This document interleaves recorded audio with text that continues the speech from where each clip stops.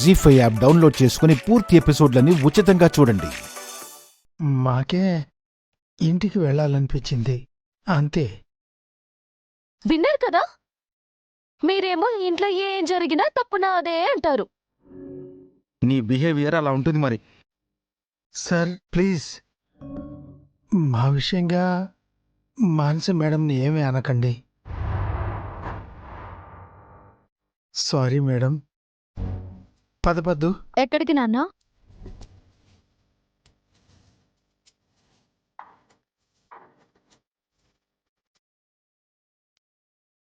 ఏంటి, నేను రాకముందే వెళ్ళిపోదాం అనుకుంటున్నారా? అది కదమ్మే, మీ నాయనకేవో పనులున్నాయంట. మీరు ఎందుకు వెళ్తున్నారో నాకు తెలుసమ్మా. ప్రస్తుతం జరుగుతున్నది ఏదైనా సరే, ఇవన్నీ కొన్ని రోజులే. తొందరలోనే ఈ సమస్యలన్నీ తీరిపోతాయి. మీరు చూస్తూ ఉండండి.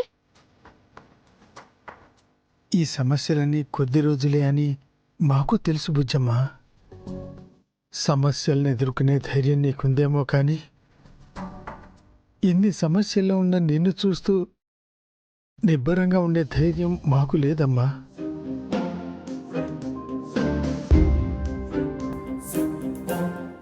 ఈ సమస్యలన్నీ సమసిపోయి నువ్వు సంతోషంగా ఉన్నప్పుడు నువ్వు వద్దు అన్నా మేమిద్దరం వచ్చి నీ దగ్గరే ఉంటామమ్మా. ఇప్పుడైతే మమ్మల్ని వెళ్ళనివ్వమ్మా. నాన్న, కాదని మాత్రం చెప్పక బుజ్జమ్మ. కాదు నాన్న. వాళ్ళని వెళ్ళనివ్వను.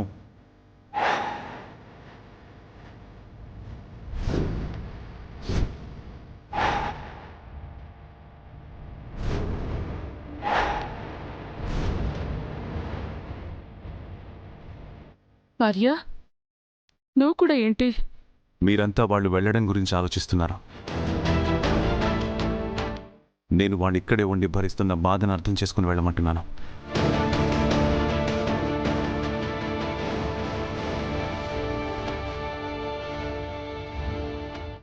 అనుతో కలిసి సంతోషంగా ఉన్నారని వాళ్ళు ఇక్కడికి వచ్చారు. కానీ పరిస్థితులు ఏవి అనుకూలంగా లేవు. అవి చక్కబడ్డాక అను సంతోషంగా ఉందని తెలిసాక వాళ్ళే వస్తారు. సార్, అందుకే వాళ్ళని బలవంత పెట్టకండి. సుబ్బు గారు, సార్ మీరు ఏ అభ్యంతరం లేకుండా ఇక్కడి నుంచి బయలుదేరొచ్చు. అను గురించి కూడా మీకు ఎలాంటి భయం అవసరం లేదు. ధైర్యంగా ఉండండి. Thank you sir. మీ మీదున్న నమ్మకంతోటే వెళ్తున్నాం. మీతో కలిసి సంతోషంగా ఉండే రోజు కోసం ఎదురు చూస్తూ ఉంటాం. నాన్న, వెళ్ళొస్తాం మేడం. ఉంటాం బుజ్జమ్మ. వస్తాం మమ్మీ, వస్తాం మేడం గారు, వస్తాం సారు. నాన్న.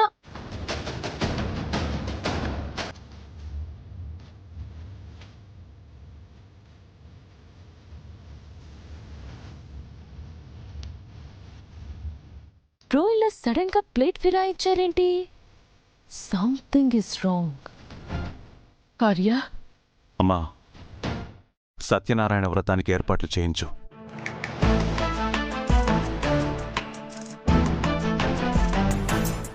మంచిది ఆర్య.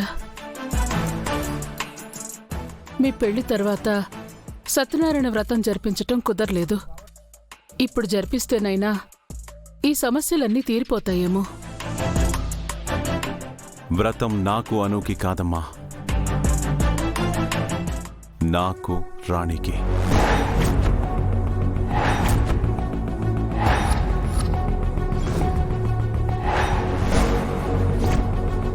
జీ5 యాప్ డౌన్లోడ్ చేసి అన్ని ఎపిసోడ్స్ పూర్తి ఉచితంగా చూడండి.